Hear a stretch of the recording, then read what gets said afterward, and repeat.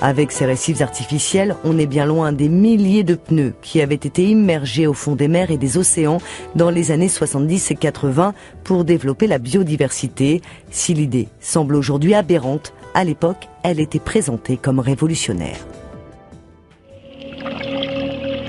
Des milliers de pneus à perte de vue.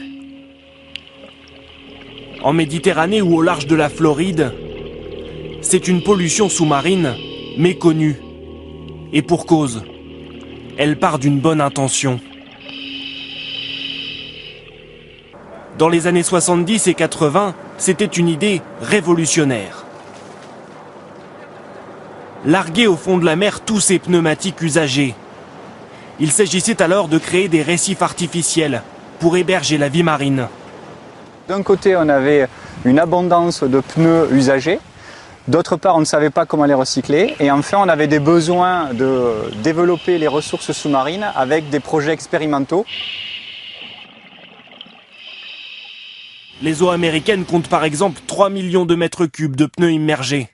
Très loin du Japon et ses 20 millions de mètres cubes. En France, il y en a 90 000. Entre Cannes et Antibes, on compte 25 000 pneus immergés.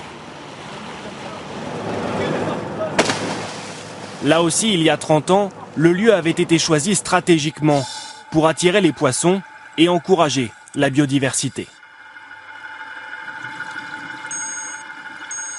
La zone a été choisie à l'époque avec les pêcheurs professionnels, mais aussi sur la base d'études du milieu marin. Et donc c'est un secteur relativement pauvre. On a décidé d'immerger des récifs artificiels pour soutenir la pêche. Contrairement aux récifs faits de béton, les pneus se sont là aussi révélés inefficaces. Ils se sont éparpillés sur plusieurs kilomètres et les poissons n'ont que très peu colonisé la zone.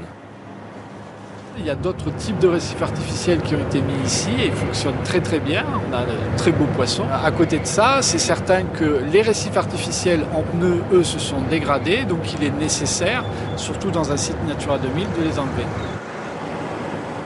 2500 pneus ont déjà été récupérés.